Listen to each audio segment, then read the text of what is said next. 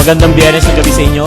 Kahapon sinabi natin na ayon sa pag-asa ay meron daw nagbabantang El Niño phenomenon na maaaring magsimula bago matapos ang taon. Ano naman ang tinatawag nating La Niña? Bago natin sagutin yan, alamin muna natin ang magiging lagay ng ating panahon this weekend mula kay April Inerio na nasa Pag-asa DOST.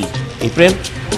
Salamat, Professor Edmond. I-check muna natin itong status ni Bagyong Nina. Napanatili niya po yung kanyang lakas habang patuloy na kumikilos pa north-northeast na. Alas 4 ng hapon, namata ng sentro ng bagyo sa layong 650 kilometers sa silangan ng Basco, Batanes. Taglay pa rin ito ang lakas ng hangin na 160 kilometers per hour malapit sa gitna at pagbugsong aabot ng 195 kilometers per hour. Napakabagal pa rin po ng pagkilos nito pa north-northeast. Ayon kay Pag-asa weather forecaster Doy Cada, kaya ganito kabagal ang kilos ni Bagyong Nina ay dahil sa napakalakas na ridge ng high pressure area dito. At dahil dyan inaasahan na magtatagal pa itong si Bagyong Nina sa loob ng ating par hanggang sa Martes o sa Lunes kapag bumilis ito. Sa kaugnay na balita dahil sa bagyo, nakataas pa rin po ang gale warning sa mga sumusunod na lugar. Sa northern seaboards ng Northern Luzon, sa probinsya po yan ng Ilocos Norte at Batanes. Sa eastern seaboards ng Northern Luzon at Central Luzon, katulad ng sa probinsya ng Cagayan at Aurora. Sa western seaboards ng Northern Luzon at eastern seaboards ng Southern Luzon at Visayas, sa mga probinsya ng Abra, Ilocos Sur, La Union, Pangasinan, Quezon Province, Bicol Region at Samar Provinces.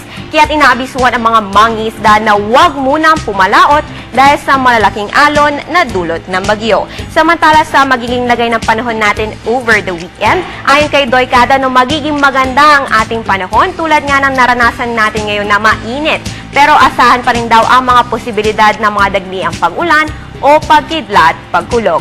Sa iba pang balita, meron tayong binabantayan ng posibleng maging isang low pressure area dito sa malayong silangan ng bansa. Pero ayon kay Doy ay kung sakali nga maging isang low pressure area ito ay hindi naman ito inaasahan papasok ng ating par dahil pahilagaan niya ang tinatahak nitong direksyon.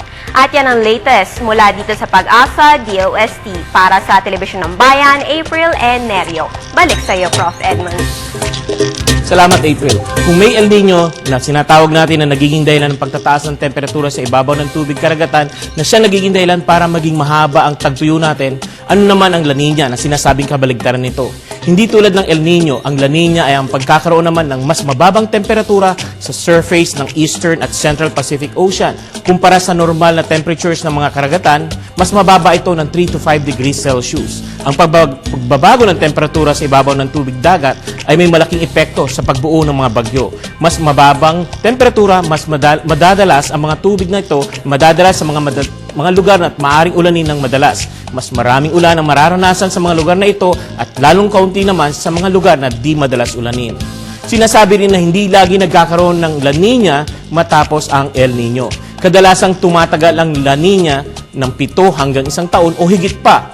Ang ilan sa mga palatandaan nito ay ang maagang pagdating ng tag-ulan, hindi kaagad nagsisimula ang tag-init, ang malalakas na monsoon rains na may kasabay na mas maraming malalakas na pag-ulan dulot na rin ng mga bagyo o yung tinatawag natin mga tropical cyclones. Hindi rin puro pag-uulan ang epekto ng La Niña. Nagdudulot din ito ng tagtuyo sa mga lugar na dapat ay may mataas na antas ng tubig o ulan o rainfall. Ito po si Edmond Rosales. Sana ay nadagdagan namin ang inyong kaalaman para mas lalo nating maintindihan ang lagay ng ating panahon.